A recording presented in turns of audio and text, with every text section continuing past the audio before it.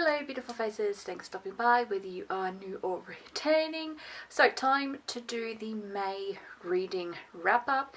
Now May was not the world's best reading month again, just like April. Unfortunately I had a DNF this month, and this DNF, which I'll explain a little bit, is kind of the reason why I was actually only able to read 4 books this month. Technically 3.5 because one of them I did DNF, but I was able to read like half of it before I DNF'd, so about 3.5 books. So let's just jump right into it, and we will get the bad book out of the way, we'll get the DNF out of the way. I don't really like to talk about books that I didn't like. I just try and keep my channel quite positive and yap about all the books that I do like. However, I don't want to lie to any of you on here and just say I like all the books I do read, because no, unfortunately, there are sometimes going to be books that I don't enjoy. So unfortunately the DNF for this month was Nocticadia by Kerry Lake. This actually is quite sad because I know that I'm in a minority that DNF'd this, because this book is really well loved online. Everybody's obsessed with it. It's everyone's gateway into gothic romance.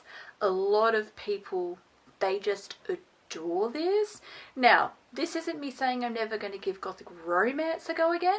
I might, but I didn't like this one. I don't know, like I kept pushing myself to read it because I did read half of it before DNFing it, and then I kind of got halfway and I was like, okay, who am I trying to impress by reading this book? Who am I really trying to impress by reading this?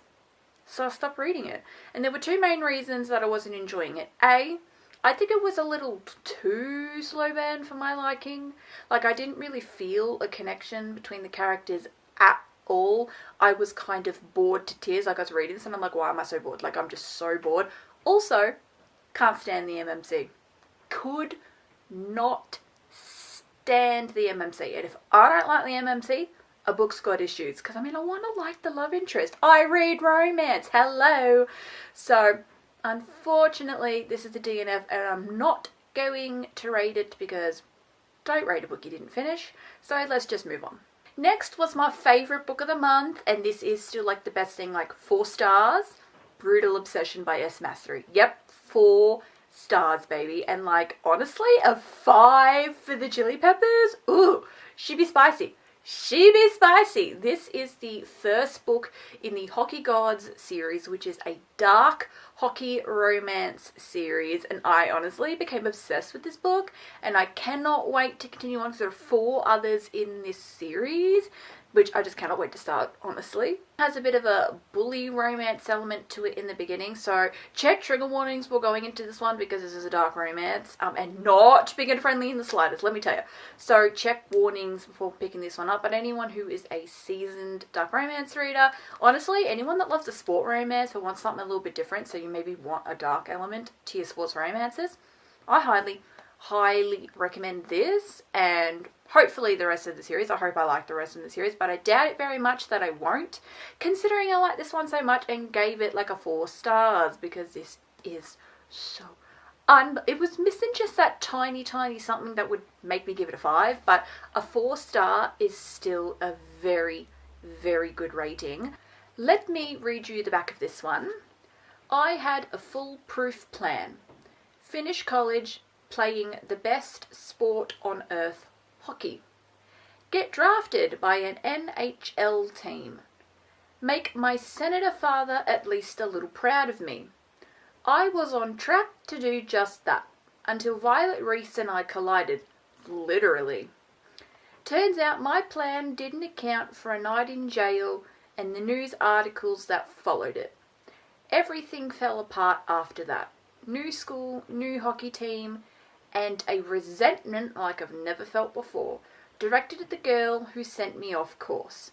Lucky for me, she attends this new school of mine, and there are thousands of ways to ruin her. This was like, it was unbelievably good. It was so dark. It was honestly like really sexy as well. Like, let's be, I mean, come on, I gave it a 5 for the chili spice. This bitch is spicy, alright? Like, it was so, like, genuinely cannot wait to read the rest of these. Like, I am debating just like binging the rest of these because it was so good. However, the half of Nocticadia and then this book took like most of May. It was like the 25th of May by the time I finished this, so I had like 5 more days left to try and cram in some other books. So I tried to pick thinner books. Like, I didn't continue on and read the next one in this series because they're like thick, so I decided to just read a couple of thin ones just so that maybe I could say I read more than 2 books this month, or like 1.5 actually. So I next picked up Jackass by Scarlett Berrico. Now, it is something that I've been trying to do this year, to at least read one gay book a month, whether that be like a Western story or whether that be like an Asian BL. I want to at least read one LGBTQ book a month, considering in 2024 I only read 2 MMs. In 2025 I did read a couple more. I think I read maybe like did I do like 10 or so? Like, I just this year decided I wanted to at least read one gay book a month, and so this is the one that I chose to read this month. This is a Japanese manga. Let me read you the blurb. Kasuki's incredibly handsome best friend Masayuki has always rubbed him just a little bit the wrong way. Maybe it's because Masayuki is rich, carefree, and so stunningly handsome that he can, and does, have any girl he wants.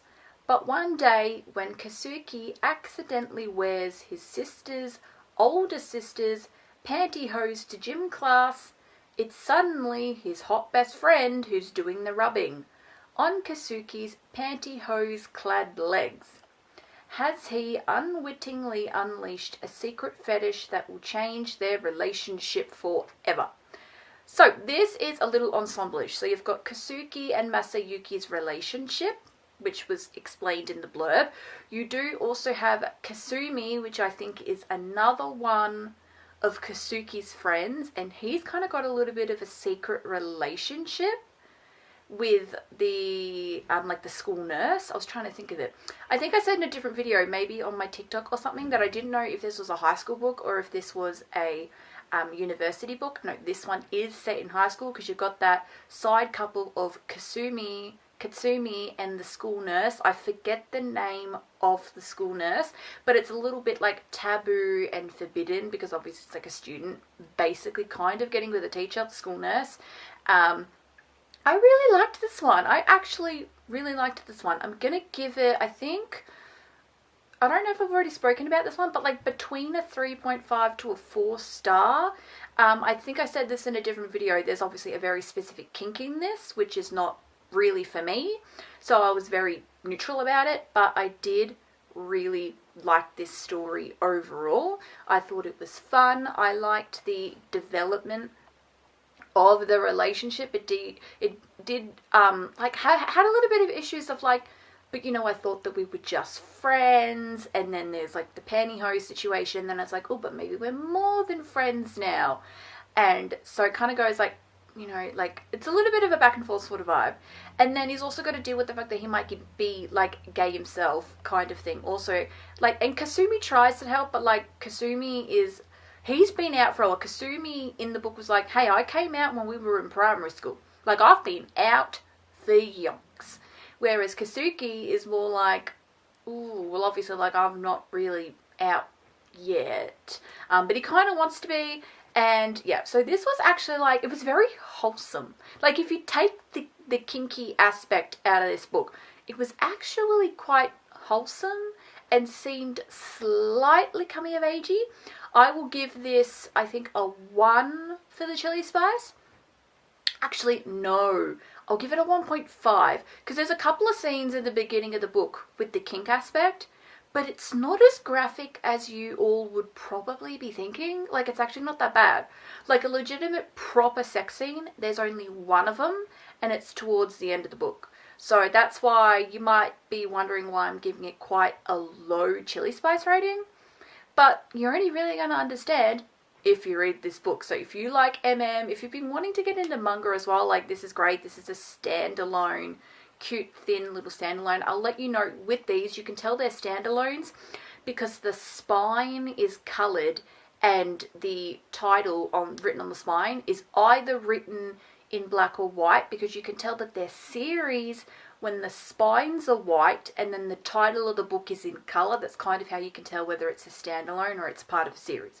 For anyone who does not know, and there you go, you learn something new every day. So I actually really liked this. If Scarlett Berry-Co has anything else out, I would read it. I really liked this. I would read other things that she's written. I love a good, I love all these sublime ones. I'm making my way through them at a very slow pace, of course, but I really liked this one.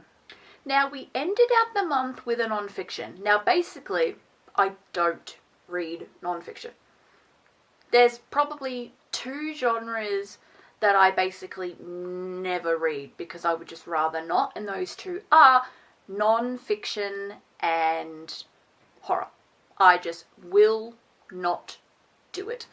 However, my one exception to non-fiction is anything in relation to Harry Potter. So if anyone has seen my collection tour video on YouTube or the multiple collection reorganization videos I've done over on TikTok, one of my all-time favorite things is Harry Potter, but also anything that is a Harry Potter companion novel, and that is exactly what this is. So this is a deep dive into the Malfoy family. So it says Malfoy, the fall and the fate of the wizarding world's most treacherous family. So this is basically a non-fiction.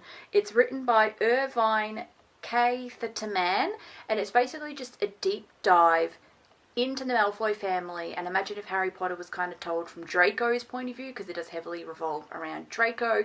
You do get a little bit of Lucius and other characters as well, but it is like mainly Draco, and that is what I ended the month off with. I really liked it because I love anything that is connected to Harry Potter, and this was connected clearly to Harry Potter. I'm a huge Harry Potter nerd, Harry Potter geek, proud Hufflepuff, and so we ended the month off with this. I'm not going to rate this one as well though, because I don't think that non-fiction should be rated. Well, that is it. Thank you for watching. Just a short video today because I didn't really actually have a ton that I read this month. But yep, that is it. Thank you for watching. If you enjoyed, leave a thumbs up, subscribe down below if you love a good book just as much as I did. And yep, I will see you all next time. Bye guys.